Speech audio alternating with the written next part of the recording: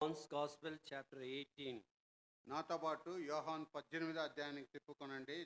And we are going to read verse 37, 37ஆம் வசனத்தை இணைந்து வாசிக்க போகிறோம். మనము 37వ వాక్యము చదవబోతున్నాం. John 18:37, யோவான் 18:37. యోహాన్ రాసిన శుభవార్త 18 అధ్యాయం 37వ వాక్యం. அப்போது பிலாத்து அவரை நோக்கி, నీవు రాజువా అని ఆయనను అడగగా, యేసు నీవన్నట్టు నేను రాజునే, సత్యమును గూర్చి సాక్ష్యమిచ్చుటకు నేను పుట్టితిని, ఇందు నిమిత్తమే ఈ లోకమునకు వచ్చితిని, இதற்காகவே உலகத்திற்கு வந்தேன், சத்தியவான் சத்தியசம்பந்தమైన எவனும் என் ప్రతివాడును నా சத்தத்தை మాట கேட்கிறான் వినుమనెను. என்றார். ஜீவனுள்ள தேவன் தாமே இந்த திருவசனத்தை ஆசீர்வதித்து கொடுப்பாராக. జీవం గల దేవుడు తామే దివ్య వాక్యం మన కొరకు దీవించి ఇచ్చును గాక. பிலாத் என்ற வார்த்தை பொந்தி பிலாத் அவனுடைய முழு பெயர். அவனை குறித்து 50 இடங்களிலே அவன் பெயர் சொல்லப்பட்டு இருக்கிறது. పొంతు పిలాత్ అనే మాట 50 సార్లు ఈ యొక్క గ్రంథములో చెప్పబడి ఉన్నది. புதிய ஏற்பாட்டிலே நாம் அதை வாசிக்க முடியும். எல்லா 4 சுவிசேஷங்களிலும் மற்றும் பவுல் எழுதின நிருபத்திலும் வாசிக்க முடியும். నూతన నిబంధనలో 4 సువార్తల్లో పౌలు రాసిన పత్రికల అన్నిట్లో కూడా ఆయన పేరును మనం ధ్యానించగలము. ஆகவே பொந்தி பிலாத்து காலத்தில் தான் இயேசு சிலுவையிலே மரித்தார். పొంతు పిలాతు ఆ కాలంలోనే ప్రభువైన యేసుక్రీస్తు సిలువలో ఆయన మరణించెను. அந்த காலத்திலே விசுவாச பிரமாணம் என்று எல்லாரும் ஒரு ஸ்டேட்மெண்ட் ஆஃப் ஃபெய்த் சொல்வது வழக்கமாய் இருக்கிறது. ఆ దినములో విశ్వాస ప్రమాణం అనే ఆ యొక్క పద్ధతిని వారు అనుసరించే కాలముగా ఉంటున్నది. ஆங்கிலத்திலே அப்போஸ்டல் క్రీడ్ என்று சொல்வது ஒரு காரியமாக இருக்கிறது. ఆంగ్ల భాషలో అపోస్తల క్రీడ్ అని చెప్పే మాట ఒక కార్యమై ఉంటున్నది. அதிலே ஒரு வார்த்தை இப்படி வருகிறது, பொந்தி பிலாத்தின் காலத்திலே பாடுபட்டு சிலுவையிலே அறையுண்ட என்ற ஒரு பதத்தை வருகிறது. పొంతు పిలాతు కాలములో సిలువలో కొట్టబడిన అనే మాట అక్కడ వస్తున్నది. கர்த்தராகிய இயேசு கிறிஸ்து பொந்தி பிலாத்துக்கு முன்னால எப்படி சாட்சி கொடுத்தார்? ప్రభువైన యేసుక్రీస్తు పొంతు పిలాతు ఆ కాలమునకు ముందుగా ఏ రీతిగా ఆయన సాక్ష్యం ఇచ్చాను. 1 తీమోతి 6వ అధికారం. Kindly turn with me to 1 Timothy chapter 6.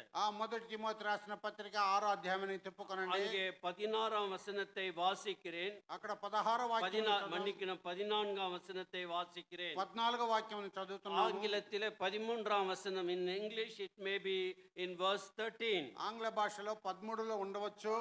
இங்கே 14ஆம் வசனத்திலே வாசிக்கும் போது 14వ వాక్యంలో ధ్యానించేటప్పుడు தயவுசெய்து திருப்பிக் கொள்ளுங்கள், தயவுசெய்து கவனிக்கும்படி கேட்டுக்கொள்ளுகிறோம்.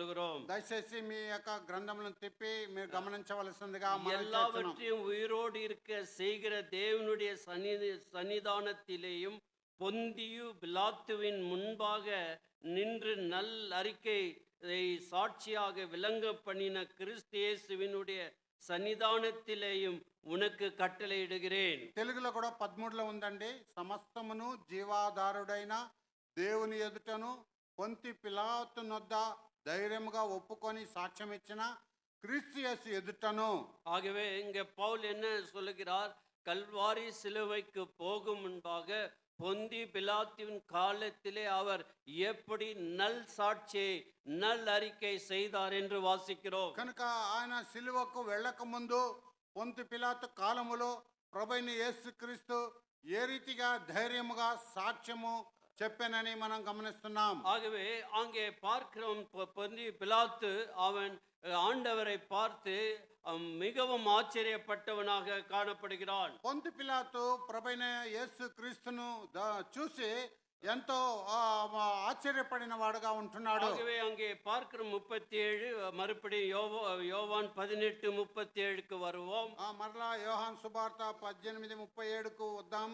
ஆகவே அங்கே பிலாத்து இயேசுவை பார்த்து கேட்கிற கேள்வி, அப்படியானால் நீ ராஜாவோ என்றான். ஆண்டவரை பார்த்து நீ ராஜாவா என்று கேட்கிறான். కనుక ఇక్కడ పొంతు పిలాతు అక్కడ ప్రభువును చూసి ప్రశ్న వేస్తున్నాడు. అందుకు పిలాతు నువ్వు రాజువా? அங்கே பார்க்கிறோம், நீர் சொல்லுகிறபடி நான் ராஜா தான். కనుక అక్కడ చూస్తున్నాము, అక్కడ ఆయన సమాధానం ఇస్తున్న కార్యము నువ్వు అన్నట్టుగానే నేను రాజు అంటున్నాడు. இப்போது வருகிற தமிழ் பைபிளிலே இயேசு சொன்ன வார்த்தைகள் எல்லாம் ரெட் லெட்டர்ல சொல்லப்பட்டிருக்கிறது. ప్రస్తుతం ప్రచురం చేయే ఆ బైబిల్ గ్రంథములంతా కూడా ప్రభువైన యేసు మాటలన్నీ కూడా రెడ్ లెటర్ లో అంటే ఆ ఎర్ర అక్షరంలో ప్రింట్ చేయబడి ఉన్నది. ஏனென்றால் நாம் ஆண்டவர் சொல்ற வார்த்தைகளை முக்கியப்படுத்தி அவர்கள் இப்போது அச்சிடிட்டு கொடுக்கிறார்கள். కనుక ప్రభు చెప్పే మాటలను ప్రాముఖ్యం చేసి వాటిని వారు హైలైట్ చేసి అక్కడ పెడుతున్నారు. ஆகவே இங்கே ஆண்டவர் சொல்லுகிறார், நான் ராஜா தான், నేను రాజునే అంటున్నాడు. సత్యத்தை குறித்து సాక్షి கொடுக்க நான் பிறந்தேன். కనుక సత్యంను గురించి సాక్ష్యం ఇవ్వడానికి నేను పుట్టి తిని అంటున్నాడు. இதற்காக இந்த உலகத்திற்கு வந்தேன், சத்தியவான் எவனும் என் சத்தம் கேட்கிறான் என்றார். కనుక సత్య సంబంధి అయిన ప్రతివాడును నా మాట వినునా నేను. இங்கே பார்க்கிறோம், இந்த 37ஆம் வசனத்திலே ரெண்டு காரியத்தை ஆண்டவர் சொல்லுகிறார். కనుక 37 వాక్యంలో రెండు కార్యములు మనం చూడగలుగుతున్నాం. ஆகவே சத்தியத்தை குறித்து சாட்சி கொடுக்க நான் பிறந்தேன், born to give the testimony. సత్యమును గురించి సాక్ష్యం ఇచ్చుటకు నేను పుట్టితేనే. இதற்காகவே நான் உலகத்திற்கு வந்தேன். I came into the world. ఇందు నిమిత్తమే ఈ లోకమునకు వచ్చితేనే. அங்கே பிறந்தேன் என்று சொல்லும் பொழுது அவர் மனுஷ தன்மையிலே எப்படி வந்தார் என்று வாசிக்கிறோம். కనుక నేను పుట్టి తిని అని చెప్పేటప్పుడు మానవ రూపంలో ఏ రీతిగా వచ్చాడని చదవగలుగుతున్నాం. இந்த உலகத்திற்கு வந்தேன் என்று சொல்லும்போது தேவன், பிதாவாகிய தேவன் அவரை உலகத்திற்கு எதற்காக அனுப்பப்பட்டார் என்றும் அங்கே வாசிக்கிறோம். కనుక తండ్రి అయిన దేవుడు ఆయన కుమారుడైన యేసును లోకమునకు ఎందుకు పంపాడని మనం చూడగలుగుతున్నాం. ஏசாயாவின் புத்தகம் యెషయా గ్రంథము 9ஆம் அதிகாரம் 9వ అధ్యాయము. இயேசு கிறிஸ்து பிறப்பதற்கு முன்பாக 700 ஆண்டுகளுக்கு முன்பாக ஏசாயா என்ன தீர்க்க தரிசனம் கூறினார்? కనుక ఆ 700 సంవత్సరాల క్రితము ఆ ప్రవచనమైన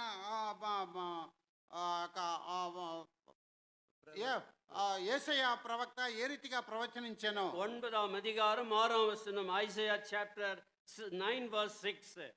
9వ అధ్యాయం 6వ వాక్యము. ஒரு பாலகன் பிறந்தார், ఏలైనగా మనకు శిశువు పుట్టెను. பாலகன் பிறந்தார் அவருடைய மனுஷ தன்மையை எடுத்து காண்பிக்கிறது. శిశువు పుట్టెను అనగా మనకు మానవ స్థితిని చూపిస్తున్నది. நமக்கு ஒருவன் குமாரன் கொடுக்கப்பட்டார், a son is granted. మనకు కుమారుడు అనుగ్రహింపబడెను. குமாரன் என்று சொல்லும்போது அவர் தேவ தத்துவத்தை உடையவராய், the deity of God, தேவ தத்துவத்தை பெற்றவர் என்று வாசிக்கிறோம். కుమారుడు అనగా దైవత్వమును పొందినవాడు అని మనం చదువుతున్నాము. அவர் மனுஷனாகவும் இருந்தார், தெய்வ குமாரனமாக இருந்தார். ఆయన మానవుడుగా కూడా ఉన్నాడు, దేవుని కుమారుడుగా కూడా ఉన్నాడు. இந்த உலகத்திலே இயேசு கிறிஸ்து ராஜாவாக பிறந்தார். ఈ లోకములో ప్రభువైన యేసుక్రీస్తు రాజుగా జన్మించెను. ஆகவே இந்த ராஜாவாக பிறந்த காரியத்தை நம்முடைய இருதயத்தில் ஏற்றுக்கும் போது நம்முடைய வாழ்க்கையை ஆளுகை செய்யும் ராஜாவாக இருக்க வேண்டும். కనుక రాజుగా జన్మించిన ప్రభువైన యేసుక్రీస్తును మన హృదయములో అంగీకరించినప్పుడు మనము రాజరికంలో ఏలిక చేసేవారముగా ఉంటున్నాం. ஒரு ராஜாவுக்கு ஒரு ராஜ்யம் உண்டு, ఒక రాజుకు ఒక రాజ్యం ఉన్నది. அந்த ராஜ்யத்துக்குள்ளே நாம் சேர்க்கப்பட்டு இருக்கிறோம். ఆ రాజ్యములో మనము చేర్చబడి ఉన్నాము. இருளின் அதிகாரத்தில் நின்று இயேசு கிறிஸ்துவின் குமாரனுடைய ராஜ்யத்திற்கு உட்படுத்தி இருக்கிறார். కనుక చీకటి సంబంధమైన అధికారంలో నుండి ప్రభువైన యేసుక్రీస్తు రాజ్యములో మనం చేర్చబడి ఉన్నాము. దయచేసి என்னோடு கூட கொலோசியருக்கு எழுதின நிருபம், దయచేసి నాతో పాటు కొలొస్సీయులకు రాసిన పత్రిక. அங்கே பவுல் சொல்லுகிறார், நாம் எப்படி எங்கிருந்து நம்மை ஆண்டவர் டிரான்ஸ்ஃபர் பண்ணி இருக்கிறார் என்று சொல்லுகிறார். కనుక పౌలు గారు ఈ రీతిగా సెలవిస్తున్న మనల్ని ఎక్కడి నుంచి మనల్ని తీసుకొని వచ్చాడని. அங்கே 13ஆம் வசனம் verse 13, మొదటి అధ్యాయం 13వ వాక్యము. Colossians 1:13, இருளின் அதிகாரத்தில் நின்று நம்மை விடுதலையாக்கி தமது அன்பின் குமாரனுடைய ராஜ்யத்திற்கு உட்படுத்தினவருமாய் இருக்கிற பிதாவை ஸ்தோத்தரிக்கிறோம். ఆయన మనలను అంధకార సంబంధమైన అధికారములో నుండి విడుదల చేసి తాను ప్రేమించిన తన కుమారుని యొక్క రాజ్య నివాసులుగా చేశాను. ஆகவே அவருடைய ராஜ்யத்திலே நாம் சேர்க்கப்பட்டிருக்கிறோம். కనుక ఆయన రాజ్యంలో మనం చేర్చబడి ఉన్నాము. ராஜாவுக்கு ராஜ்யம் உண்டு. ఒక రాజుకు రాజ్యం ఉన్నది. இந்த ராஜ்யத்தில் வர வேண்டும் என்றால் ఈ రాజ్యంలో రావాలని అనగా மனம் திரும்புகள், தேவனுடைய ராஜ்யம் சமீபித்திருக்கிறது என்று முதல் பிரசங்கம் செய்தார். మారు మనసు పొందుడి, దేవుని రాజ్యం సమీపించున్నాడని మొట్టమొదటి ప్రసంగం ஆகவே இந்த చేయబడినది. ராஜா ஒரு ராஜ்யத்தை ஏற்படுத்துகிறார். కనుక ఆ యొక్క రాజుకు ఒక రాజ్యమును సిద్ధపరచబడినది. அதனால் அந்த ராஜ்யத்திற்கு முக்கியத்துவம் இருக்கிறது. ఆ రాజ్యమునకు ప్రాముఖ్యత ఉన్నది. மத்தேயு 6:33 கூறுகிறது, మత్తయి రాసిన సువార్త 6:33 సెలవిస్తున్నది. முதலாவது தேவனுடைய ராஜ்யத்தையும் அவருடைய நீதியும் தேடுங்கள். First seek ye the kingdom of God and his righteousness. కనుక మొదట దేవుని రాజ్యమును నీతిని వెతకడి, అప్పుడు ఇవన్నీ మీకు అనుగ్రహింపబడినవి. ஆகவே அந்த ராஜாவை நாம் இருதயத்திலே ஆளுகை செய்கிறார். He should reign, he should control every part of our life. కనుక ఆయన మనల్ని ఏలుచున్నాడు, ఆయన మనల్ని నడిపిస్తున్నాడు, ఆయన ఆధీనములో మనల్ని ఉంచుకొని ఉన్నాడు. He was born a king. அவர் ஒரு ராஜாவாக பிறந்தார். ఆయన ఒక రాజుగా పుట్టి ఉన్నాడు. దయచేసి మత్తయి 2వ అధికారం దయచేసి మత్తయి రాసిన సువార్త 2వ అధ్యాయము 2వ వచనం, 2వ వాక్యము. మత్తయి 2:2, Matthew chapter 2 verse 2. మత్తయి రాసిన సువార్త 2వ అధ్యాయం 2వ వాక్యము. ஆகவே கிழக்கிலிருந்து வந்த சாஸ்திரிகள் என்ன சொல்லுகிறார்கள்? తూర్పు దేశంలో నుండి వచ్చిన రాజులు ఆ యొక్క శాస్త్రులు ఏం సెలవిస్తున్నారు? 2వ వచనத்திலே வாசிக்கிறோம். 2వ వాక్యం చదువుతున్నాము. யூதருக்கு ராஜாவாக பிறந்திருக்கிறவர் எங்கே? கிழக்கிலே அவருடைய நட்சத்திரத்தை கண்டு அவரை பணிந்து கொள்ள வந்தோம் என்றார்கள். యూదుల రాజుగా పుట్టినవాడు ఎక్కడ ఉన్నాడు? తూర్పు దిక్కున మేము ఆయన నక్షత్రం చూసి ఆయన పూజింపవచ్చితమని చెప్పారు. ஆகவே இங்க பார்க்கிறோம், எத்தனையோ மைல்கள் பிரயாணம் பண்ணி இந்த சாஸ்திரிகள் அந்த நட்சத்திரத்தை கண்டு யூதருக்கு ராஜாவாய் பிறந்திருக்கிறவர் எங்கே? కనుక ఆ యొక్క తూర్పు దేశపు జ్ఞానులు ఎన్నో మైళ్ళ దూరము వారు ప్రయాణం చేసి వచ్చి బెత్లెహేంలో యూదులకు రాజు ఎక్కడ ఉన్నాడని వారు వెతుకుతున్నారు. அவரை பணிந்து கொள்ள we came to worship him.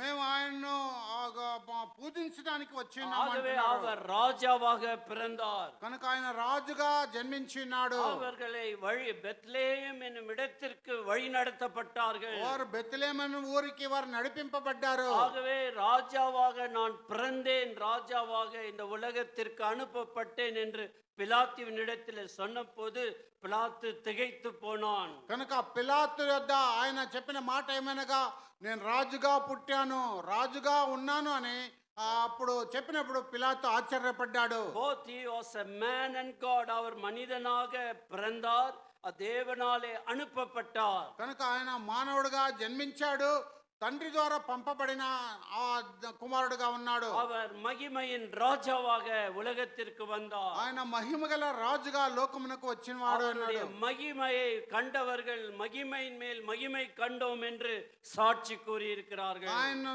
దర్శించిన వారు మహిమ మీద మహిమ పొందినామని సాక్ష్యం ఇస్తున్నారు. சங்கீதம் 23 நாம் வாசிக்கும் போது 23వ అధ్యాయం మనం చదివేటప్పుడు அவர் எப்படிப்பட்ட மெய்ப்பர் என்று சொல்லுகிறார். ఆయన ఎలాంటి కాపరని చెప్పబడుతున్నది. சங்கீதம் 22 வாசிக்கும் போது 22 அந்த చదివేటప్పుడు நல்ல மெய்ப்பர் எப்படி ஜீவனை கொடுத்தார் என்று ఆ வாசிக்கிறோம். మంచి కాపరి ఎలా ప్రాణం పెట్టాడని చదవగలుగుతున్నాం. சங்கீதம் 24 வாசிக்கும் போது 24ను గమనించినప్పుడు king, அவர் ராஜாவாக இருக்கிறார். ఆయన రాజుగా ఉంటున్నాడు. தயவுசெய்து சங்கீதம் 24 அதிகாரத்திற்கு திருப்பிக் கொள்வோம். కీర్తన 24వ అధ్యాయానికి Psalm చెప్పుకోండి. 24. కీర్తన 24 இங்கே அந்த ராஜாவை குறித்து என்ன சொல்லப்படுகிறது? ఆ రాజుని గురించి ఏం చెప్పబడి ఉన్నది? 7వ வசனம், 7వ వాక్యము. வாசல்களே உங்கள் தலைகளை உயர்த்துங்கள், அநாதி கதவுகளே உயருங்கள், மகிமையின் ராஜா உட்பிரவேசிப்பார். யார் இந்த மகிமையின் ராஜா? அவர் வல்லமையும் பராக்கிரமுள்ள கர்த்தர், அவர் யுத்தத்தில் பராக்கிரமுள்ள கர்த்தர் தாமே, கர்த்தராமே. வாசல்களே உங்கள் தலைகளை உயர்த்துங்கள், அநாதி கதவுகளே உயருங்கள், மகிமையின் ராஜா உட்பிரவேசிப்பார். யார் இந்த மகிமையின் ராஜா? அவர் சேனைகளின் கர்த்தர் ஆனவர், அவரே மகிமையின் ராஜா. 7 నుంచి 10 వరకు అండి. గుమ్మములారా మీ తలలు పైకెత్తుకొనడి, మహిమగల రాజు ప్రవేశించినట్లు పురాతనమైన తలుపులారా మిమ్మును లేవనెత్తుకొనడి. మహిమగల ఈ రాజు ఎవడు? బలశౌర్యం గల యెహోవా, యుద్ధశూరుడైన యెహోవా, గుమ్మములారా మీ తలలు పైకెత్తుకొనడి, పురాతనమైన తలుపులారా మహిమగల రాజు ప్రవేశించినట్లు మిమ్మును లేవనెత్తుకొనడి. మహిమగల ఈ రాజు ఎవడు? సైన్యములకు అధిపతికి యెహోవాయే ఆయన, ఈ மகிமகல ராஜு. ஆகவே அவர் அந்த எருசலேமிலே பிரவேசம் செய்யும்போது அந்த கோவேரி கழுதின் மேலே உட்கார்ந்து அவர்கள் துணிகளை போட்டு மரக்கிளைகள் எல்லாம் போட்டு ஓசன்னா கர்த்தருடைய நாமத்தில் வருகிறவர் ஸ்தோத்திரிக்கப்பட தக்கவர் என்று ஆர்ப்பரித்தார்கள். కనుక ఆ యెరూషలేం పట్టణంలో ప్రవేశించేటప్పుడు గాడిద మీద ఎక్కి ఆయన వస్తున్నప్పుడు ఆ యొక్క ప్రజలందరూ కూడా వారి యొక్క బట్టలను పరిచి ఆ బట్టల మీద ఆ యొక్క చెట్ల కొమ్మలను విరిచి వాటి మీద పరిచి వాటి మీద నడిపించి ఓసన్నా జయము ప్రభు అయిన యేసు నామమున వచ్చేవాడు స్తుతింపబడును గాక అని వారు ఎలుగెత్తి కేకలు వేసిన వారై ఉన్నారు. రాజావాగ பிறந்தார். కనుక రాజుగా ఆయన జన్మించినాడు. யோவான் 1 அதிகாரம் దయచేసి చూడండి యోహాను సువార్త 1వ అధ్యాయము 49వ వచనத்தை கவனிக்கும்போது 49వ వాక్యమును గమనించినప్పుడు நத்தானுவேல் சொல்லுகிற சாட்சியை வாசிக்கிறோம்.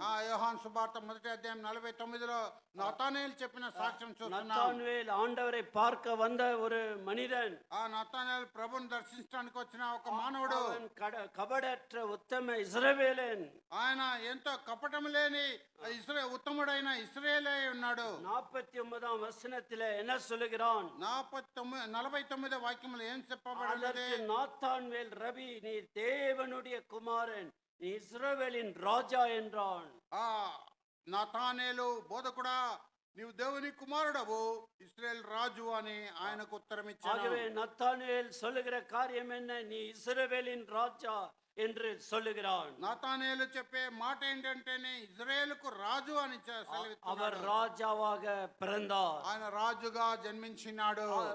1 தீமோத்தேயு 6వ அதிகாரம் 6వ అధ్యాయము 1 தீமோத்தேயு 6:15 வாசிக்கும்போது 1 తిమోతి రాసిన పత్రిక 6:15 பவுல் சொல்லுகிற காரியம் என்ன? పౌలు చెప్పే కార్యం ఏంటంటే அவர் எப்படிப்பட்ட ராஜாதி ராஜா என்று சொல்லுகிறார். ఆయన ఎలాంటి రాజు అయినా రాజుగా ఉన్నాడని సెలవిస్తున్నాడు. அந்த 1 Timothy chapter 6 verse 15, அந்த பிரசன்னமாக்குதலை தேவன் தம்முடைய காலங்களில் வெளிப்படுத்துவார். அவரே நித்தியானந்தமுள்ள ஏக சக்கராதிபதியும் ராஜாதி ராஜாவும் கர்த்தாதி கர்த்தாவும். శ్రీమంతుడును అద్వితీయుడునగు సర్వాధిపతి యుక్త కాలమందు ఆ ప్రత్యక్షతను కనుపరచును. ఆ సర్వాధిపతి రాజులకు రాజును ప్రభులకు ప్రభునై ఉన్నాడు. రాజాది రాజా కర్తాది కర్తర్. ఆయన రాజులకు రాజును ప్రభులకు ప్రభునై ఉన్నాడు. இந்த ராஜா நம்முடைய வாழ்க்கையின் சொந்தக்காரராய் மாறிவிட்டார். ఈ రాజు మన యొక్క జీవితమునకు ఆయన యజమానుడుగా మారిపోయినాడు. அவருக்கு சொந்தமானவர்கள், మనం వారికి ఆయనకు సొంతమైన వారము, அவருடையவர்கள், మనం ఆయన వారము. ஆகவே இவர் ராஜாதி ராஜா. కనుక ఈయన రాజులకు రాజు. இருதயத்தின் சிம்மாசனத்தில் அவர் வீற்றிருக்கிறார். నీ హృదయములో సింహాసనం వేసి ఆయన ఆసీనుడై ఉన్నాడు. வெளிப்படுத்தல் ప్రకటన గ్రంథము 17వ అధికారం 17వ అధికారం ప్రకటన 17 14వ వచనத்தை వాసిக்கிறேன். 14వ వాక్యం చదువుతాం. 17 verse 14 of Revelation. ప్రకటన 17:14 இங்கே வாசிக்கிறோம். இவர்கள் ஆட்டுக்குட்டியானவருடனே யுத்தம் பண்ணுவார்கள். ஆட்டுக்குட்டியானவர் கர்த்தாதி கர்த்தரும் ராஜாதி ராஜாவுமாய் இருக்கிறபடியால் அவர்களை ஜெயிப்பார். அவரோடு கூட இருக்கிறவர்கள் அழைக்கப்பட்டவர்களும் தெரிந்து கொள்ளப்பட்டவர்களும் உண்மையுள்ளவர்களுமாய் இருக்கிறார்கள் என்றான்.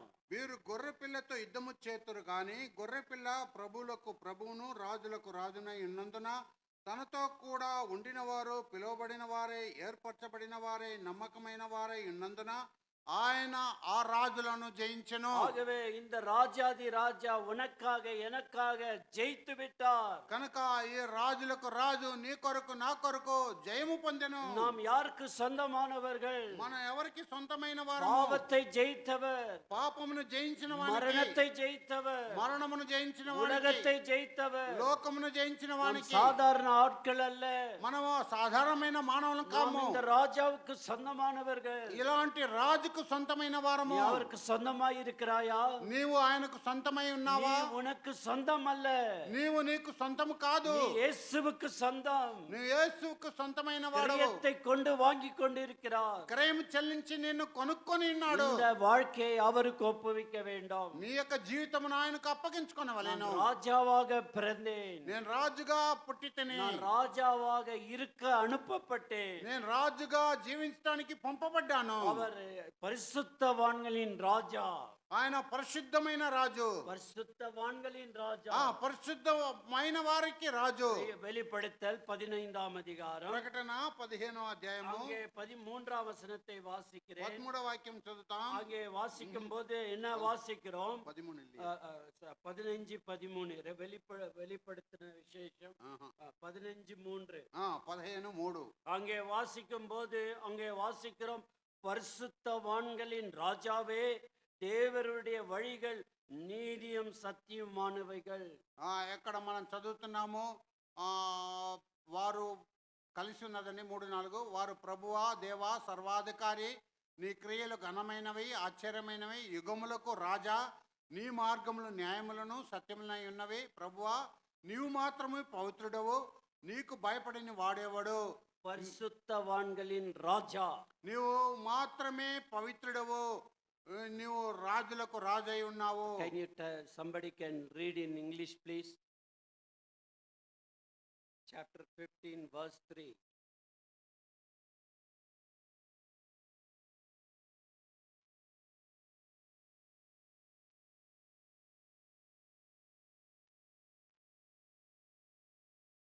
King of King of nations. so yeah, translationல இருக்கு. It is King of saints, பரிசுத்தவான். Can you read it, Jerusha?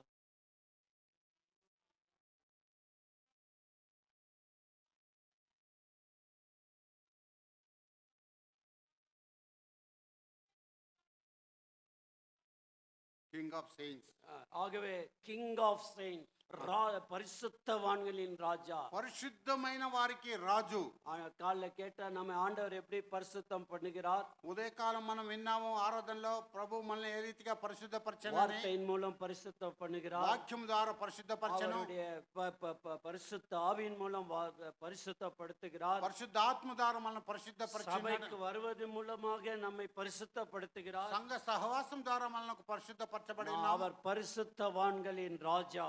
అలాంటి పరిశుద్ధుల యొక్క రాజు అయి ఉన్నాడు. born as a king, அவர் ராஜாவாக பிறந்தார். ఆయన రాజుగా పుట్టి ఉన్నాడు. அவர் ராஜாவாக ஊழியம் செய்தார். ఆయన రాజుగా పరిచయం చేసిన వాడై ఉన్నాడు. அவர் எப்படி ராஜாவாக எல்லாவற்றின் மேலும் ஆளுகை செய்தவர். ఆయన ఏ రీతిగా రాజుగా సమస్తం మీద ఆయన ఏలిక చేసిన వాడై ఉన్నాడు. பரலோக சிம்மாசனத்தை விட்டு ఆయన పరలోక సింహాసనమును ஒரு వదిలి ஏழை கோலமாக வந்த போதிலும் ఎంత ఘోరమైన ఆ మాదిరిగా ఆయన లోకంలోకి அவர் వచ్చాడు. வார்த்தையிலே அதிகாரம் இருந்தது. ఆయన మాటలో అధికారం ఉన్నది. அவர் வார்த்தையிலே வல்லமை புறப்பட்டது. ఆయన మాటలో శక్తి బయలుదేరినది. ஆகவே இங்கே பார்க்கிறோம், அவர் ராஜாவாக அவர் நமக்கு ஊழியம் செய்தார். కనుక ఆయన రాజుగా మనకు పరిచయం చేసిన அவர் వాడైనాడు. எல்லா மிருகத்தின் மேல் ஆளுகை செய்யக்கூடியவர். ఆ సమస్త మృగముల మీద ఆయన ఏలిక చేసేవాడు.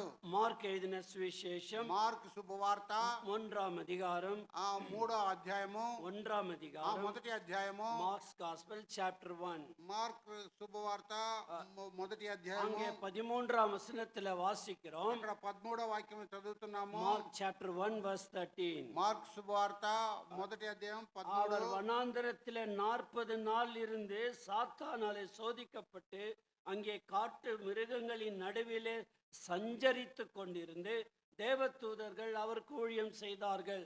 ఆయన సాతాను చేత శోధింపబడుచు అరణ్యములో 40 దినములు అడవి మృగములతో కూడా నుండెను.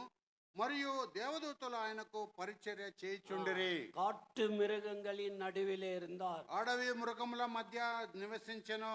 அப்போ சிங்கம், புலி, கரடி, இந்த மாதிரி காட்டு வனங்கள் அவர்கள் மத்தியிலே அவர் இருந்தார். కనుక ఆయన సింహము ఆ పులి ఎలుగుబంటి మధ్యలో ఆయన జీవించిన వాడైనాడు. So many cruel animals would have been there, காட்டு வனாந்தரத்திலே பல வித கொடூரமான மிருகங்கள் இருந்திருக்கும். కనుక ఆ యొక్క అరణ్యములో ఆ భయంకరమైన అడవి మృగములు ఉండి ఉండవచ్చును. ஆனால் ஆண்டவர் அவர்கள் அந்த காட்டு மிருகங்கள் ஒன்றும் செய்யாதபடிக்கு அவர் ஆளுகை செய்தார். కనుక ఆ అడవి మృగములు ఆయన ఏమి చేయలేక ఆయన వాటిని ఏలిక చేసిన వాడైనాడు. ஆண்டவர் எல்லாவற்றின் மேலும் ஆளுகை உண்டு. ఆయన సమస్తము మీద ఏలిక చేసేవాడైనాడు. லூக்கா 5ஆம் அதிகாரம் లూకా రాసిన సువార్త 5వ అధ్యాయము. மீன்களின் மேல அதிகாரம் இருந்தது. ఆ యొక్క చేపల మీద అధికారం ఉన్నది. தயவுசெய்து லூக்கா 5ஆம் அதிகாரம் లూకా రాసిన సువార్త 5వ అధ్యాయము. பேதுருடைய ஒரு படகில கொஞ்சம் கடன் கேட்டு பிரசங்கம் செய்தார். కనుక పేతురు యొక్క ధోనిలో కొద్దిగా లోతుకు నడిపి ఆయన ఆ యొక్క ప్రసంగం చేశాను. அதற்கு பிறகு அந்த படகை கொஞ்சம் ஆழமான இடத்திற்கு எடுத்து செல்லும்படி செய்கிறார். ఆ యొక్క దోణను లోతుకు నడిపించమన్నారు.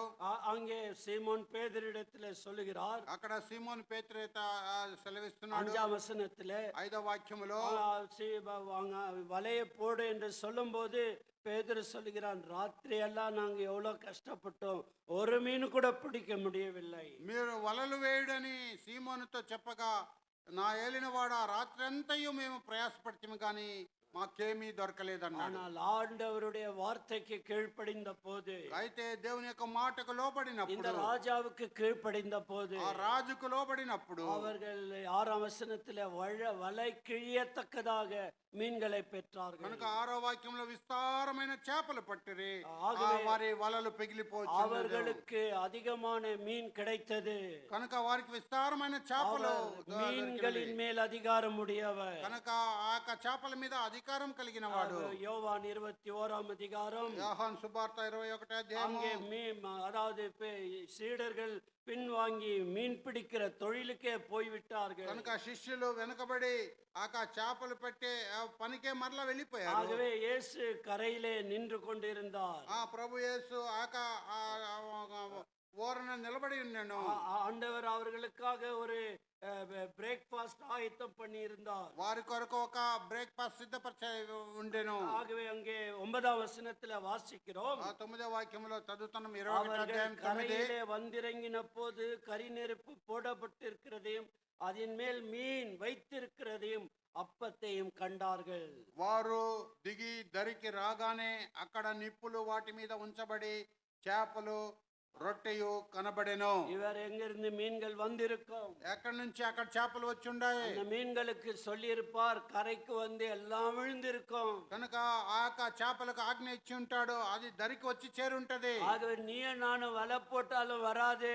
నీవు నేను వల వేసినా కూడా అవి దొరకవు. ஆனால் ஆண்டவர் சொன்னபோது மீன்கள் கீழ்ப்படிந்து வந்தது. కనుక ప్రభు సెలవిచ్చినప్పుడు ఆ చేపలు లోబడి వచ్చినవి. ஆகவே ஆண்டவர் எல்லாவற்றின் மேல் ஆளுகை செய்கிறவராய் కనుక இருக்கிறார். ప్రభు సమస్తం మీద ఏలిక చేసేవారు రాజుగా ఉన్నాడు. మార్కు எழுதின சுவிசேஷம் మార్కు శుభవార్త 14ஆம் அதிகாரம் 14వ అధ్యాయము. அங்க வாசிக்கிறோம். ఆ మార్కు శుభవార్త 14వ అధ్యాయంలో 72ஆம் வசனத்துல வாசிக்கிறோம். 72వ వాక్యంలో చదువుతున్నాము. அங்க வாசிக்கிறதுல வாசிக்கும் போது, உடனே சேவல் 2ஆம் தரம் கூவிற்று.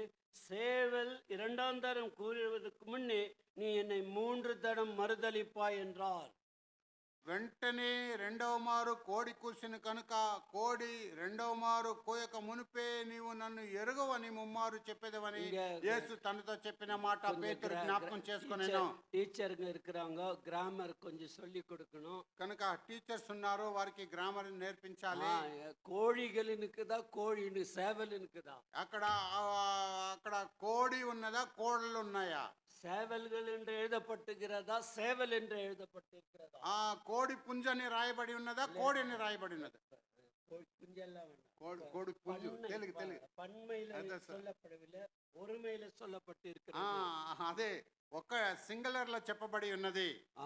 அப்போ ஆண்டவர் எல்லா சேவலுக்கு ஆர்டர் போட்டாரு. కనుక ఆ కోళ్ళన్నిటికీ అక్కడ ఆజ్ఞ ఇచ్చిండొచ్చు దేవుడు. చుప్ హో జాओ. కనుక అందరూ నోరు మూసుకొని మూసుకొని ఉండండి. எல்லா சேவலும் கத்தியிருந்தா பேதுருக்கு புரிஞ்சிருக்காது. ఆ కోళ్ళన్నీ కూడా కూర్చి ఉంటే పేతురుకు అర్థమై ఉండదు. சேவல் கூவம் தான்ப்பா. కోడి పుంజు అక్కడ కేక వేస్తది. எல்லா சேவல்களையும் வாய் அடக்கி விட்டு అన్ని కోళ్ళని నోరు మూసి ஒரு சேவலை பார்த்து சொன்னாரு, ఒక కోడిని చూసి చెప్పాను, மறுதளிக்கும் போது நீ கூப்பிடு. ఆయన ముమ్మారు ఆయన ఎరుగు అన్నప్పుడు మీరు కూయుము. அவர் அவர் பட்சிகள் மேல அவருக்கு அதிகாரம் இருந்தது. పక్షుల మీద ఆయనకు అధికారం ఉన్నది. அவர் இந்த அதாவது ரெயின் அதாவது மழை மேல அதிகாரம் இருந்தது. వర్షం మీద ఆయనకు అధికారం ఉన్నది. காற்று மீது அதிகாரம் இருந்தது. గాలి మీద అధికారం ఉన్నది. மார்க் 4ஆம் அதிகாரம். మార్కు సువార్త 4వ అధ్యాయము. பிலாத்து ராஜா வந்தா கூட இது செய்ய முடியாது. పిలాతు రాజుగా ఉన్నప్పుడు కూడా ఈ కార్యములు చేయలేడు. ஆனா ஆண்டவர் செய்ய முடியும். అయితే ప్రభు చేయగలడు. மார்க் 4ஆம் அதிகாரம். మార్కు సువార్త 4వ అధ్యాయము. அங்க வாசிக்கிறோம், இயேசு கிறிஸ்து ஒரு பாடம் கத்து கொடுக்கிறாரு. ప్రభువైన యేసుక్రీస్తు ఒక పాఠం బోధిస్తున్నాడు. விதைக்கிறவன் புறப்பட்டு போனான். కనుక విత్తేవాడు బయలుదేరిపోయాను. விதைகள் 4 விதமான இடத்துல விழுந்து போனது. 4 రకమైన భూమి మీద విత్తనాలు పడినవి. இப்போ அவங்கள పడగల கூப்பிட்டு టెస్ట్కి போறாரு. ఇప్పుడు వారిని దోణిలో తీసుకొని వారిని పరీక్షించడానికి వెళ్ళుచున్నాడు. போகும்போது 37ஆம் வசனம் 37వ వాక్యము. அந்த பலத்த சுழல் காற்று உண்டாகி படவு நிரம்பத்தக்க அலைகள் அவர்கள் மேலே మోదిట్టు. మార్కు సువార్త 4:37. అప్పుడు పెద్ద తుఫాను రేగి ఆయన ఉన్న దోణి మీద అలలు కొట్టినందున దోణి నిండిపోయాను. 12 பேண்ட் சீஷர்ல ஒரு 5 பேர் ஃபிஷர்மேன், அதாவது மீன் பிடிக்கிறவர்களா இருந்தார்கள். 12 శిష్యుల్లో 5 బేస్తవారు అనగా చేపలు పెట్టేవారు. அவங்களுக்கு எத்தனையோ கடல் ஏறி இறங்கி இருக்கவனுங்க. వారు ఎన్నో సముద్రంలో ఎక్కి దిగి అన్ని అనుభవం కలిగిన వారు. அதாவது அநேக அலைகளை பார்த்தவர்கள், అనేక అలలు చూసిన వారు. இப்போ இவங்க என்ன சொல்றாங்க, ఇప్పుడు వీరేం సెలవిస్తున్నారు, அந்த సావరమే எங்களுக்கு ఉదవి చేయலையே, కనుక మేము భయపడి ఇంకా మేము చనిపోబోతున్నాం, మాకు సహాయం చేయమంటున్నారు. సావర్తగా எங்களை పడగల கொண்டு வந்த, కనుక చనిపోవడానికి మేము ఈ దోణిలను తీసుకుని వచ్చావు. அவர் எல்லாவற்று மேல ஆளுகை உடையவர். కనుక సమస్తం మీద ఆయన ఏలిక చేసేవాడై ఉన్నాడు. ஆகவே அங்கே வாசிக்கிறோம் 39ஆம் வசனத்துல 39వ వాక్యములో, அவர் எழுந்து காற்றை அதட்டி கடலை பார்த்து இறையாதே அமைதலாயிரு. అందుకు ఆయన లేచి గాలిని గద్దించి నిశ్శబ్దమై ఊరకొండుమని సముద్రంతో చెప్పగా గాలి అణిగి మిక్కిలి నిమ్మలమాయెను. కనుక నిమ్మలమాయెను. வாழ்க்கையில நம்மளுக்கு நிறைய போராட்டம் இருக்குது. మన జీవితంలో అనేక పోరాటములు కలవు. அலைகள் வந்து கொண்டு இருக்கிறது. అనేక అలలు వస్తుంటాయి. உன் மேல என்ன அலை அடிச்சுனுக்குது எனக்கு தெரியாது. నీ మీద ఎలాంటి అల కొడుతున్నది నాకు తెలియదు. ஒருவேளை சோர்வின் ஆவி வந்து தாக்கி கொண்டு இருக்கிறது. కనుక ఎంతో అలసిపోయాక ఆత్మ నిన్ను తాకుతున్నది. ஒருவேளை நீ டிஸ்கரேஜ் ஆகி வந்திருக்கலாம். నీవు మనస్తాపపడి వస్తుండవచ్చు.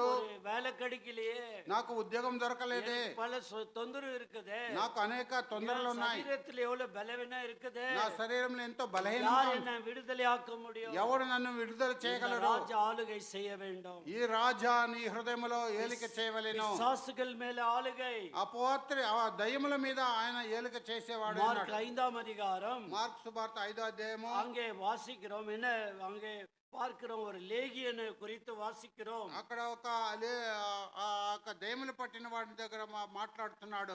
அவருடைய வீடு வந்து கல்ற தோட்டம், ఆయనక నివాసము సమాధులేక నివాసము, அவர் வந்து கல்லால கீறி கொள்வார், ఆయన రాళ్లతో తన శరీరమును గీసుకుంటాడు. చైన్ எல்லாம் கட்டினா கூட செயினை ஒடிச்சிடுவாரு, ఆ సంకెట్లన్నీ కూడా తెంపి వెళ్ళిపోయేవాడు. அவர் சூப்பர் மேனாக வாழ்ந்தார். ఆయన ఎంతో గొప్ప సూపర్ మ్యాన్ గా జీవించాడు. நிம்மதியான வாழ்க்கை இல்ல, అయితే నెమ్మదిైన జీవితం లేదు. இயேசு கிறிஸ்து அந்த வழியா வராரு, ప్రభువైన యేసుక్రీస్తు ఆ మార్గంలో వస్తున్నాడు. அவனுக்காகவே அந்த இடத்திற்கு வராரு, ఆయన కొరకే ఆ స్థలమునకు వచ్చి ఉన్నాడు. அப்போது ஆண்டவர் அவன பேர் கேட்கிறார். 9ஆம் வசனம் 9వ వాక్యంలో నీ పేరేమని ప్రభు అడుగుతున్నాడు. அதற்கு நாங்கள் அநேகராய் இருக்கிறபடியால் என் பேர் லேகியோன் என்று சொல்லி, నా పేరు సేన, మేము అనేకులమై ఉన్నాం అంటున్నాడు. అనేక పేர்களுடைய சேனைகளாய் இருக்கிறோம், అనేకులమై ఉన్నాం కనుక మేము సేనగా ఉంటున్నాం. லேகியோன் என்று சொல்லும்போது ஒரு லேகியோன் என்றால் 6000 பேரை கொண்ட போர் வீரர்கள். కనుక మేము సేన అనగా ஒரு சேனை என்றால் 6000 మంది యోధులు ఉన్న ఆ యొక్క సంస్థ. ஒரு பெட்டாலியன்ல 6000 பேர் கொண்டவர்கள் ஒரு லேகியோன் என்று சொல்வார்கள். కనుక ఒక బటాలియన్లో 6,000 మంది ఉన్నప్పుడు వాటిని ఒక సేనగా చెప్తారు. ஆகவே பலவிதமான அவனை பிடித்து கொண்டிருந்தது. అనేక రకములైన సేనలు వాడిని పట్టుకొని ఉన్నవి. அப்படிப்பட்டவனை ஆண்டவர் அதிகாரம் செலுத்தி అలాంటి వాడిని ప్రభు అధికారముతో 8ஆம் வசனம் 8వ వాక్యము, ஏனெனில் அவர் அவனை நோக்கி அசுத்தாவியே இந்த மனுஷனை விட்டு புறப்பட்டு போ. ఎందుకనగా ఆయన అపవిత్రాత్మ ఈ మనిషిని విడిచి పొమ్మని వానితో చెప్పాను. இப்போது அந்த மனிதன் தெளிந்த புத்தி உள்ளவனாய் மாறிவிட்டான். ఇప్పుడు వాడు స్వస్థసిద్ధుడై మార్చబడ్డాడు. ஆகவே அவர் ராஜாவாக பிறந்தார். కనుక రాజుగా ఆయన పుట్టినవాడు. அவர் ஒரு சீஷர்களை பார்த்து ఆ శిష్యులను చూసి, நீங்க கொஞ்சம் போய் நடவுங்கள், మీరు పోయి నడవండి. ஒரு மனுஷன் வந்து தண்ணி குடத்தை தூக்கின்னு வருவான். ఒక మనుష్యుడు ఆ యొక్క నీటి బాణను తీసుకొని వెళ్తాడు.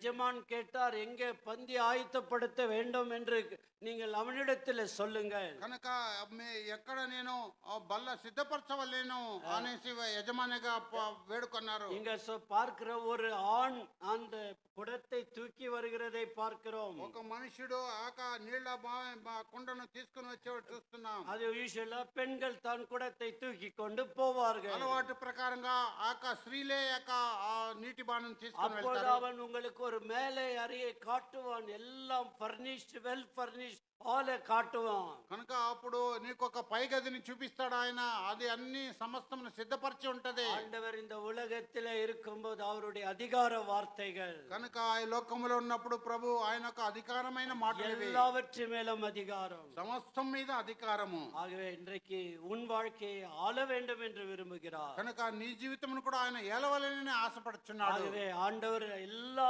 பாகங்களிலும் ஒப்பு கொடுக்க வேண்டும் என்று கேட்கிறார். కనుక సమస్త భాగములలో మీరు అప్పగించవలెనని దేవునికి అని ఆయన ராஜாவாக ஆளுகை செய்தார். రాజుగా ఏలిక చేస్తున్నాడు. அவர் மரிக்கும் போது ராஜாவாக மரித்தார். ఆయన మరణించేటప్పుడు రాజుగానే మరణించాడు. யோவான் 19ஆம் அதிகாரம் యోహాను సువార్త 19వ అధ్యాయము 19ஆம் వచనం, 19వ వాక్యం. யோவான் 19:19. యోహాను సువార్త 19:19. அங்கே மேல் விலாசத்தை பிலாத்து எழுதி வைக்கிறார். అక్కడ పై విలాసమును పిలాతు రాసి పెడుతున్నాడు. ஆகவே அங்கே பார்க்கிறோம், நசரேயனாகிய இயேசு யூதருடைய ராஜா என்று எழுதி இருக்கிறது.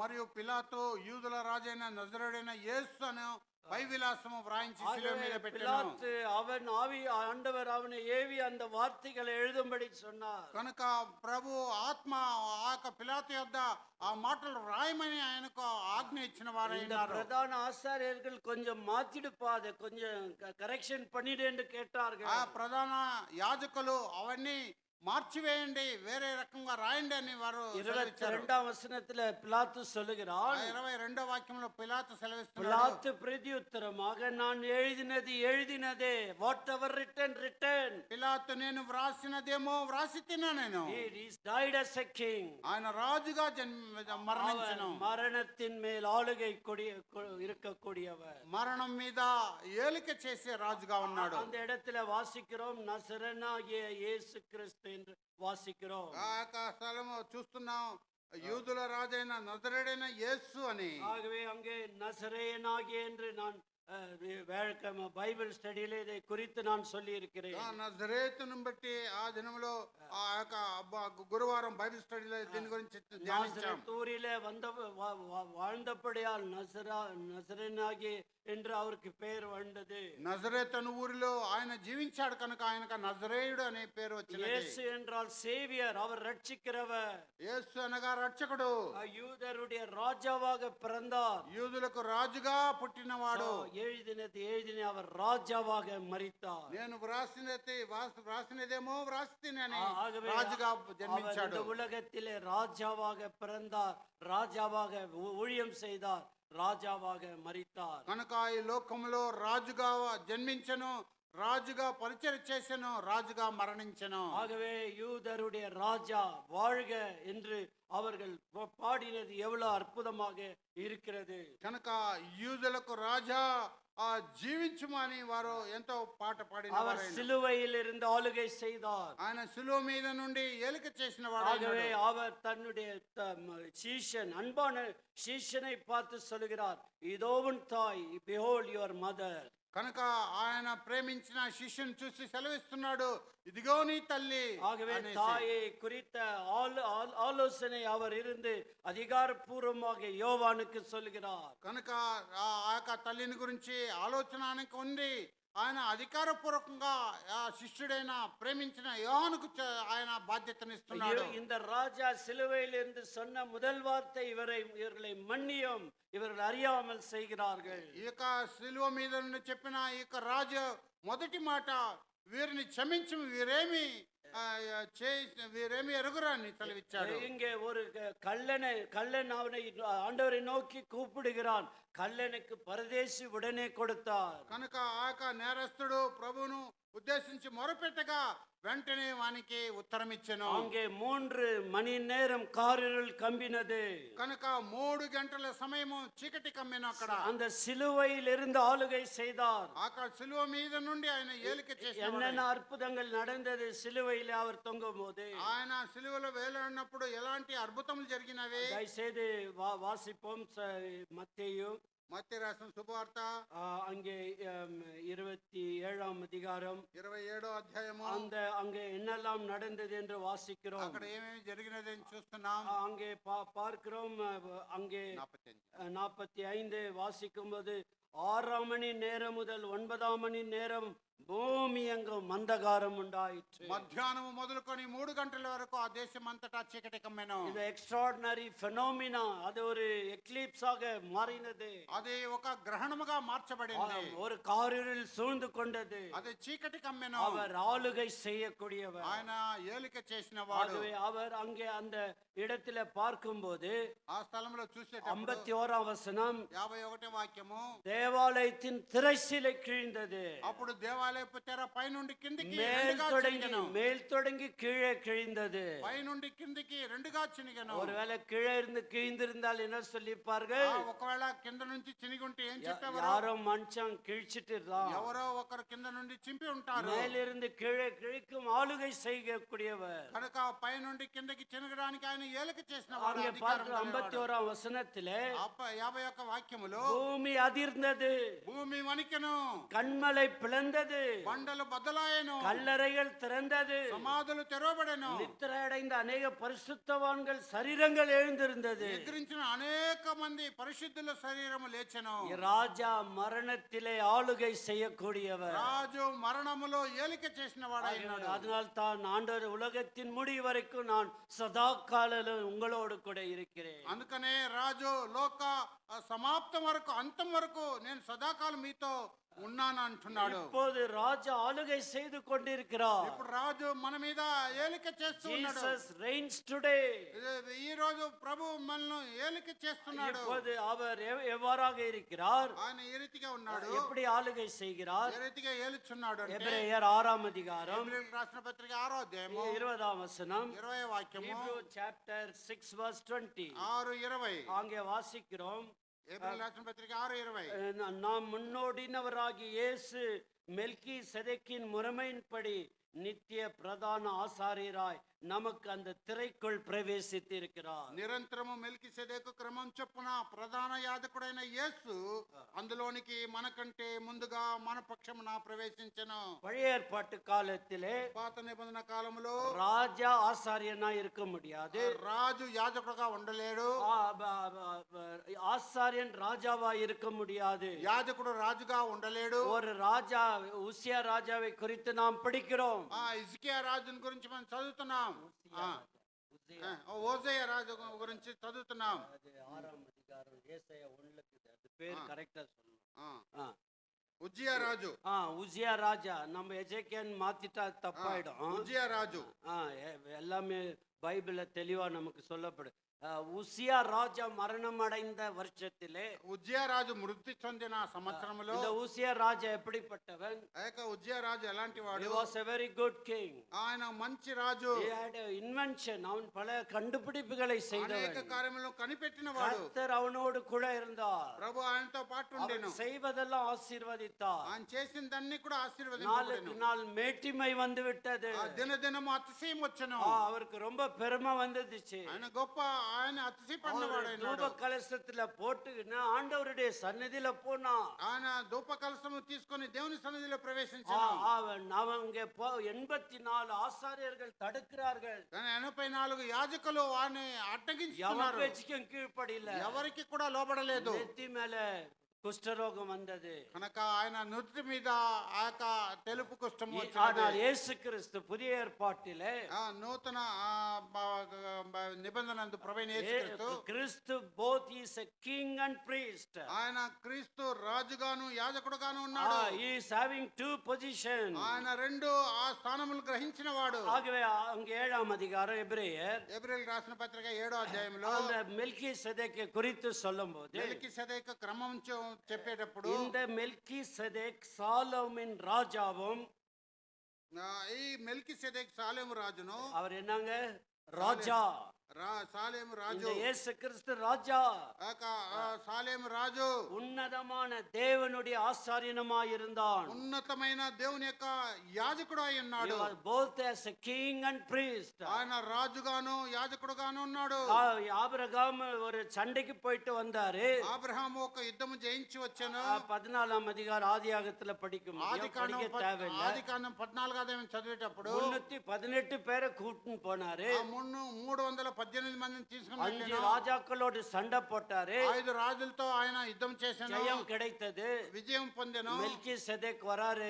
మెల్కీసెదెకు వస్తున్నాడు. அப்பம் திராட்சரசம் கொண்டு வந்தான். కనుక రొట్టెను ద్రాక్షారసం తీసుకుని వచ్చాను. மெல்கிசேதேக் தான் இந்த இயேசு கிறிஸ்து. మెల్కీసెదెకే ప్రభువైన அவர் యేసుక్రీస్తు. உனக்காக எனக்காக பிரதான ஆசாரியராய் இருக்கிறார். ఆయన నీ కొరకు నా కొరకు ప్రధాన యాజకుడై அவர் ఉన్నాడు. ராஜாவாக இருக்கிறார். ఆయన రాజుగా ఉన్నాడు. எல்லாவற்றி மேல ஆளுகை செய்கிறார். అన్నిటికి పైన ఆయన యాజకుడు வாழ்க்கை மேல రాజుగా ஆளுகை ఆளுగ చేస్తున్నాడు. வாழ்க்கை மேல ஆளுகை செய்கிறார். నీ జీవితమును ఏలుచున్నాడు. Have you given your life to the King of Kings? నేను నీకు రాజుగా உன் చేయబోతున్నాను. இருதயத்திலே எல்லாரையும் ஒப்பு கொடுத்தாயா? నీ హృదయంలో ఉంటున్న సమస్త అవయములను అప్పగించావా? ஒரு மனிதனுடைய இருதயம் பல அறைகள் கொண்டது. ఈ యొక్క మానవుని యొక్క హృదయం అనేక గదులు కలిగినది. ஒரு நாள் ஆண்டவர் வந்தாராம். ఒకరోజు ప్రభు వచ్చాడంట. ஒரு பையன் வந்து 2 சாவி வச்சுட்டு மீதி சாவி எல்லாம் கொடுத்துட்டானா. కనుక ఒక చిన్నవాడు 2 తాళా చెవిని తన చేతిలో ఉంచుకొని మిగతా అంతా ఆయనకి ఇచ్చివేశాడు. எல்லாத்தையும் திறந்து பார்த்தாரா ஆண்டவர். అన్ని గదులను తెరిచి చూశాడు. 2 ரூம் திறக்கல முடியல 2 ஆண்டவருக்கு. గదులు తెరవలేకపోయాడు. தம்பி, இந்த அறையினுடைய சாவி எங்க?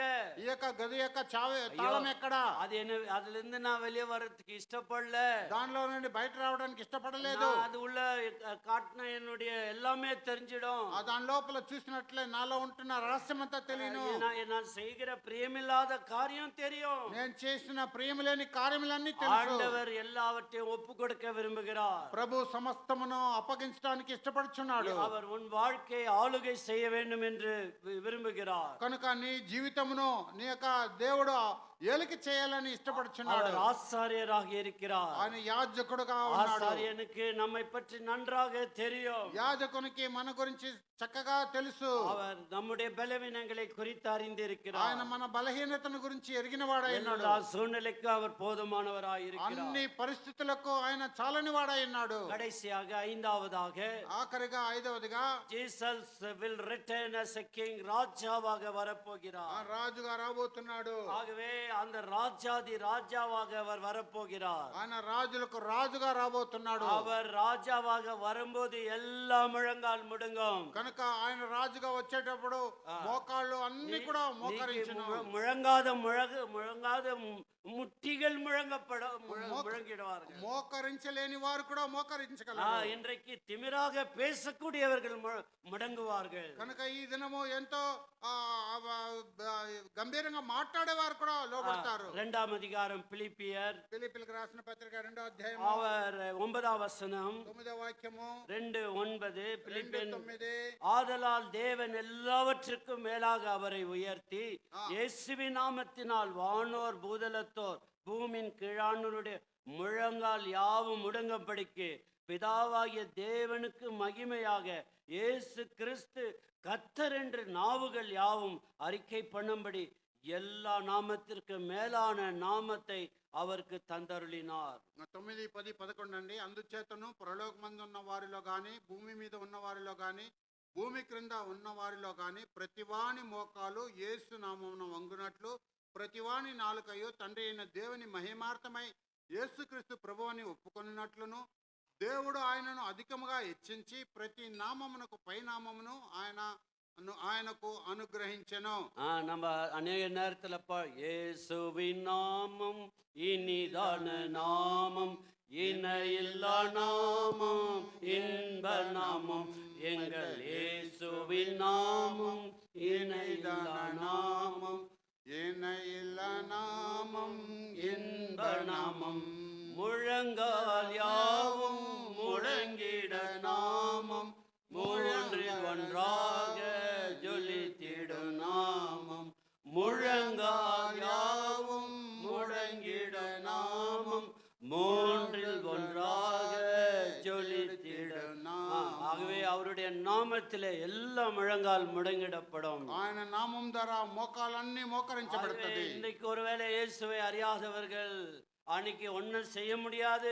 ఈ దినము ప్రభువైన యేసును ఎరగని వారు ఆ దినము ఏమి చేయలేరు. இயேசுவை ஏற்றுக்கொள்ளவில்லை என்றால், కనుక ప్రభువైన యేసు క్రీస్తును అంగీకరించకపోతే நம்முடைய நஷ்டம் பெரிதாக இருக்கும். మీ యొక్క నష్టం చాలా గొప్పదిగా ஆகவே ఉంటుంది. அவர் எல்லா நாவுகள் இன்றைக்கு அறிக்கை செய்தால் அவர் நம்மை கர்த்தர் ரட்சிக்கிறவராய் இருக்கிறார். కనుక నాలుకలన్నీ కూడా ఆయనను ఈ దినం ఒప్పుకున్నట్లయితే ప్రభువైన యేసుక్రీస్తు నిన్ను రక్షించేవాడై ఉన్నాడు. வெளிப்படுத்த விசேஷம் ఆ ప్రకటన గ్రంథము చాప్టర్ 19 19వ అధ్యాయము 19ஆம் அதிகாரம் 19వ అధ్యాయము 16ஆம் வசனம் 16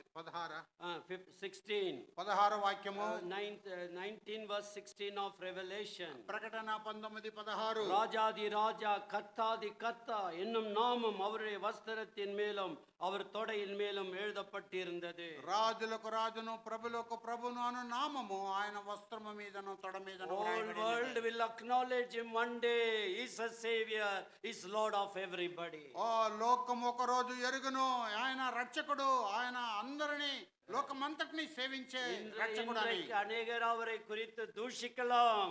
ఈ దినం ఆయన గురించి ఎంతో మంది దూషించవచ్చు. அவர்கள் பலவந்தமாக மனமாற்றுகிறார்கள். కనుక ఎంతో బలవంతంగా వారిని వెనుకకు மாற்றத்துக்கு நம்மளால முடியாதுங்க. ఒకరిని మార్చడానికి మన వల్ల కాదండి. ஆண்டவர் தான் மாற்றுகிறார். ప్రభువే మార్చవలెను. உலகத்துக்கு தெரியவில்லை. కనుక లోకమునకు ఎరగదది. வெளிப்படுத்தின விசேஷம் ప్రకటన గ్రంథము 22ஆம் அதிகாரம் 22వ అధ్యాయము 5ஆம் వசனம். 5వ వాక్యము அங்கே அந்த ராஜ்யம் எப்படி இருக்க போகிறது, ఆ రాజ్యం ఎలా ఉండబోతున్నది, எப்படி ஆளுகை செய்ய போகிறார், ఏ రీతిగా ఆయన ఏలుక చేయబోతున్నాడు. ராக்காலம் இராது, రాత్రి ఎన్నడూను అక్కడ ఉండదు. விளக்கும் சூரியனுடைய வெளிச்சம் அங்கே அவர்களுக்கு வேண்டுவதில்லை. దీపకాంతి అయినను సూర్యకాంతి అయినను వారికి అక్కరలేదు. தேவனாகிய கர்த்தரே அவர்கள் மேல் பிரகாசிப்பார். దేవుడైన ప్రభువే వారి మీద ప్రకాశించును. சதா காலங்களிலும் அரசாளுவார். వారు యుగ యుగములో రాజ్యం చేయుదురు. నీకే ரொம்ப కష్టం இருக்கு, గ్యాస్ இல்ல. ఇక్కడ ఈ లోకంలో కష్టం ఉన్నది, గ్యాస్ లేదు.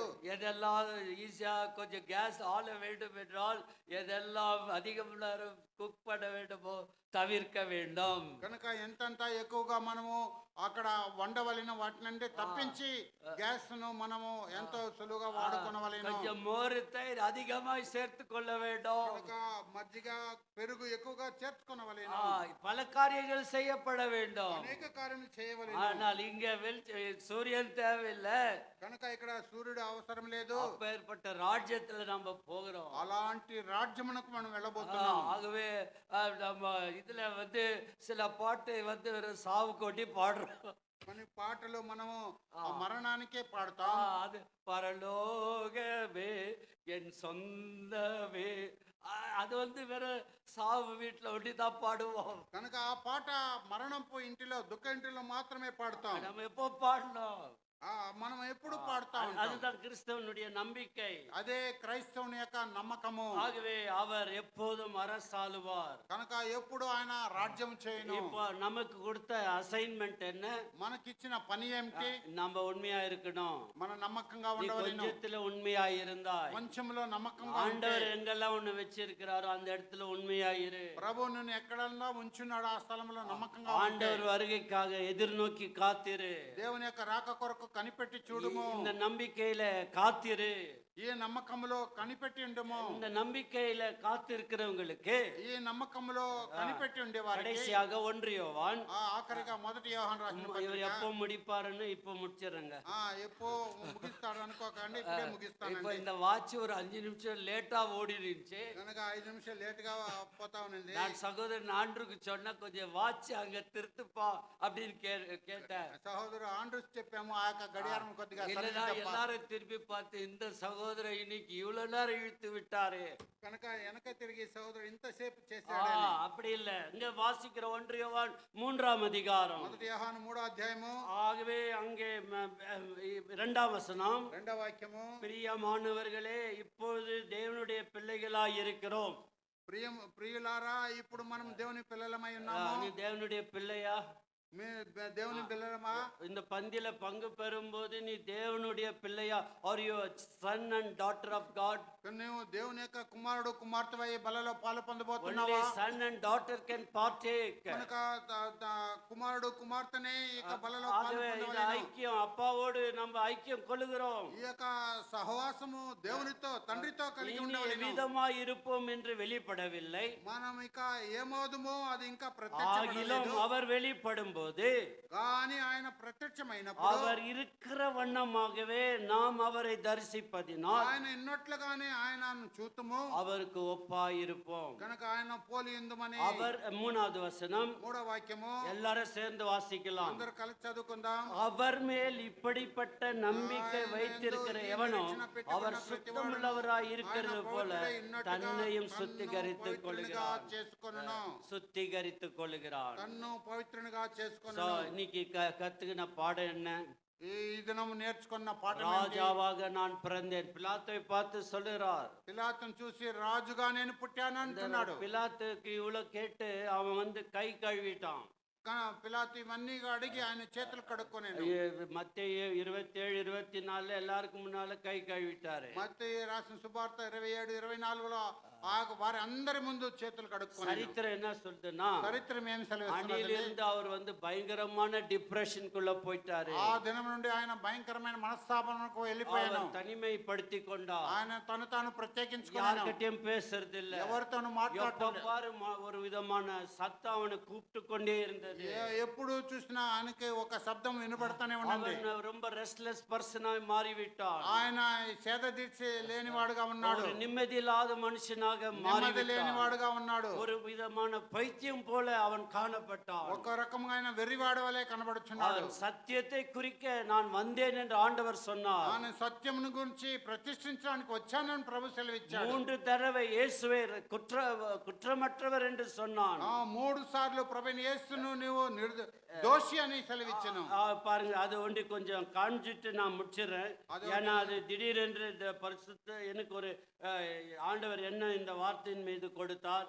కనుక అది ఒక మాట చూపించి నేను ముగిస్తాను. 18ஆம் அதிகாரம் 18వ అధ్యాయము அங்கே வாசிக்கிறோம். முதலாவது 38ஆம் வசனம். யோவான் 18:38. యోహాను 18:38 அங்க கடைசி பாகத்துல வாசிக்கிறோம். ఆఖరి భాగంలో చదువుతున్నాను. நான் அவரிடத்தில் ஒரு குற்றம் காணேன். 38 నేను ఆయన యందు ఏ దోషమును ఎరగలేదు. 19ஆம் அதிகாரம் 19వ అధ్యాయము 4ஆம் வசனம். 4వ వాక్యము இவனிடத்தில் ஒரு குற்றம் காணேன். ఈయన యొద్ద ఏ దోషమును నాకు కనబడలేదు. அங்கே மறுபடியும் 6ஆம் வசனத்தை வாசிக்கிறேன். 6వ వాక్యములో அங்க చూస్తున్నాం. கூட வாசிக்கிறேன். நான் இவனிடத்தில் ஒரு குற்றம் காணேன். ఆయన యందు ఏ దోషము నాకు కనబడలేదు. எல்லா సత్యத்தை அறிஞ்சிட்டாருங்க. అన్ని సత్యమును ఎరిగిన వాడే. சத்தியத்துக்கு கீழ்ப்படியிலங்க. ఆయన సత్యమునకు లోబడలేదు. ஆண்டவர் சத்தியம் கொடுக்கிறாரு. ప్రభు ఈ దినం సత్యం బోధిస్తున్నాడు. சத்தியம் வார்த்தையிலிருந்து சத்தியம் வருகிறது. వాక్యము నుండి நீ సత్యం వస్తున్నది. சத்தியத்துக்கு கீழ்ப்படியாத போயிட்டீன்னா ఇక సత్యమునకు వాక్యమునకు లోబడకపోయినట్లయితే, சத்தியத்தை அறிகிற அறிவு உனக்கு இல்லைன்னா ఆ సత్యమును ఎరిగే ఆ యొక్క సత్యము నీలో లేనట్లయితే, ஆகவே நீ உனக்கு நஷ்டம் உனக்கு தான். ఆ యొక్క నష్టం నీకే. ஆகவே சத்தியத்தை அறிவீர்கள், சத்தியம் உங்களை விடுதலை ஆக்கும். సత్యమును ఎరుగుడి, సత్యము నిన్ను విడుదల You చేయును. shall know the truth and truth will set you free. సత్యమును ఎరుగును, సత్యం నిన్ను ప్రతిష్ఠించును. ஆகவே சுதந்திரவாளியாக செய்யும். స్వతంత్రంగా చేయును. ஆகவே நாம் இந்த வார்த்தைகளை கேட்ட நாம் அவரை போல மாற வேண்டும் என்றால் பரிசுத்தத்தின் மேல் பரிசுத்தம் அடைய தேவன் உதவி செய்வார். కనుక ఈ రీతిగా మార్చబడాలంటే దేవుని వాక్యమునకు లోబడి పరిశుద్ధత్వం వెనక పరిశుద్ధం పొందుతూ రావాలి. ஒரு நிமிஷம் நம் கண்களை மூடி, ஆண்டவரே நீர் பேசின வார்த்தைகளுக்காக ஸ்தோத்திரம். ஆண்டவரே ఒక్క నిమిషం కళ్ళు మూసుకొని, ప్రభువా మీరు మాట్లాడిన you మాటలకు born as a స్తోత్రం king, తండ్రి. நீ ராஜாவாக பிறந்தீர். మీరు రాజుగా జన్మించారు. Lord, you served as a king, நீ ராஜாவாக ஆளுகை செய்தீர். రాజుగా మీరు ఏలిక చేశారు. ராஜாவாக நீர் மரித்தீர். రాజుగా మరణించారు. ஆகவே இப்போது பரலோகத்தில் இருந்து ஆளுகை செய்து கொண்டிருக்கிறேன். పరలోకం నుండి మా మీద ఏలిక చేస్తున్నారు. ஒரு நாள் வந்து எங்களை உன்மோடு சேர்த்து எங்களை எல்லாம் நீர் ஆளுகை செய்ய போகிறீர். ఒక రోజు వచ్చి మీతో చేర్చుకొని మమ్మల్ని ఏలుపోతున్నారు. அதற்காக ஸ்தோத்திரம். కనుక దాని కొరకే స్తుతి நான் చెల్లిస్తున్నాం. ஆயத்தமுள்ளவனா இருக்கணும். కనుక నేను ఆ రీతిగా పవిత్రంగా జీవించవలేను. நான் பரிசுத்தத்தின் மேல் பரிசுத்த அடைய வேண்டும். పరిశుద్ధం మీద పరిశుద్ధం పొందవలేను.